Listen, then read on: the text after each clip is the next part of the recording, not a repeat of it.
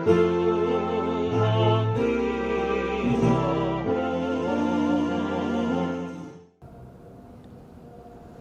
karunia dari Allah Bapa, kasih sayang dari Tuhan kita Yesus Kristus, dan persekutuan daripada Roh Kudus, itulah kiranya memberkati kamu sekalian.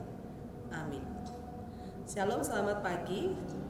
Kita akan mendengarkan firman Tuhan pada satu hari ini yang menjadi renungan untuk kita, diambil dari kitab Kejadian pasal 9 ayatnya yang ke-11. Demikianlah bunyinya.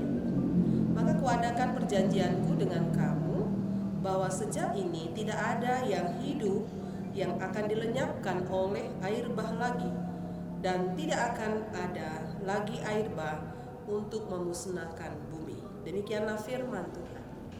Saudara, catatan Alkitab, ada kabar buruk yang sampai hingga pada saat ini menjadi pemberitaan dalam beberapa khotbah yang sering kita dengar di dalam setiap ibadah-ibadah. Kabar buruknya adalah pada zaman dulu pernah terjadi air bah, dan air bah itu disebabkan oleh dosa yang begitu berat, dosa yang begitu sulit untuk diampuni oleh Tuhan yang dilakukan oleh manusia. Dan Tuhan punya rencana untuk mengatakan kepada Nuh pada waktu itu akan bumi hanguskan dunia ini dengan air bah. Nah, ini kabar buruk, tetapi Nuh menanggapi kabar ini dengan iman kepada Tuhan, sehingga Nuh beserta seisi keluarganya diselamatkan oleh Tuhan. Ketika air bah terjadi, maka luluh lantak dunia sangat jelas dilihat oleh Tuhan. Maka terjadi penghancuran di bumi, dan ada banyak yang sulit untuk diterima oleh pikiran manusia. Bahkan Tuhan sendiri ketika melihat bagaimana dunia begitu hancur oleh karena air bah itu, Alkitab mencatat menyesallah hati Tuhan atas keputusannya. Tetapi Tuhan memberikan kabar baik kepada Nuh dan seisi keluarganya, dan isinya adalah tentang perjanjian yang digambarkan. Perjanjian itu dilambangkan seperti pelangi yang ada di langit yang berbentuk dengan busur, yang menunjukkan bahwa tidak akan terjadi lagi air bah di tengah-tengah dunia ini. Seberat apapun dosa dunia ini, air bah itu tidak akan terjadi lagi. Tentu ini kabar baik yang sampai saat ini kita pun, saudara, menjalani perjanjian Tuhan, karena itu adalah perjanjian Tuhan, tidak akan terjadi lagi air bah. Saudara, yang mau dikatakan oleh Nats ini, betapa dosa itu mendatangkan kemurkaan Tuhan. Dan ketika manusia berdosa, maka tidak ada jalan keluar, tidak ada penyelesaian yang dapat dilakukan oleh dunia.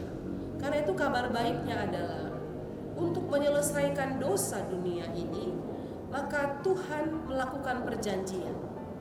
Dia tidak akan mendatangkan air bah lagi, tetapi perjanjian Tuhan adalah Dia akan lahir di tengah-tengah dunia ini. Dia sendiri yang akan hadir di tengah-tengah dunia ini, mengambil rupa manusia dan menjadi sama seperti manusia. Itulah yang kita rayakan beberapa hari yang lalu, tanggal 24, 25, 26 Desember. Kita merayakan kasih karunia Allah. Kita merayakan kabar baik itu, yaitu bahwasanya Tuhan tidak mendatangkan air bah, dan dosa yang telah dilakukan oleh dunia diselesaikan oleh Tuhan lewat kehadirannya di tengah-tengah dunia ini. Kabar baik pada hari Natal adalah di mana manusia diselamatkan oleh Tuhan. Kabar baik pada hari Natal di mana dunia mendapatkan anugerah Tuhan, di mana dosa dunia itu ditanggung oleh Tuhan di kayu salib. Karena itu, saudara, apakah yang harus kita lakukan sebagai umat Tuhan? Tentu kita harus bersyukur di dalam kehidupan kita setiap hari. Karena kita memiliki juru selamat yang dapat menolong kita, yang tidak membalaskan segala kejahatan kita, tetapi Dia yang selalu dengan rendah hati mengampuni kita. Dia yang rela menjadi miskin supaya kita menjadi kaya. Karena itu terpujilah Tuhan. Biarlah kehidupan kita terus hidup di dalam perjanjian Tuhan. Perjanjian bahwasannya Dia akan menyelamatkan kita. Karena itu terpujilah Tuhan, diberkatilah kita semua yang mendengarkan firman Tuhan ini, dan biarlah kita bangga memiliki Allah seperti Dia yang dapat menyelesaikan dosa dunia dan menepati janjinya, yaitu Dia tidak mendatangkan air bah lagi. Terpujilah Tuhan. Amin. Kita berdoa. Terima kasih Tuhan yang baik, Engkau yang sudah datang untuk menyelamatkan dunia. Engkau memberi kabar baik sehingga dosa tidak lagi dibalas dengan air bah, tetapi dosa telah ditanggung Tuhan di kayu salib. Itulah makna Natal yang kami boleh rayakan dalam beberapa hari yang lalu. Terima kasih Tuhan, sehingga kami penuh dengan ucapan syukur. Hidup kami selalu memuji dan memuliakan Tuhan. Diberkatilah seluruh jemaat-Mu, mulai dari anak-anak hingga para lansia.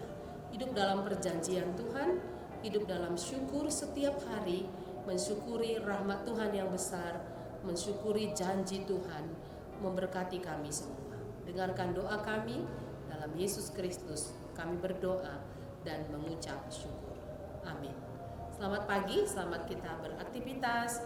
Nama Tuhan ditinggikan dan dimuliakan.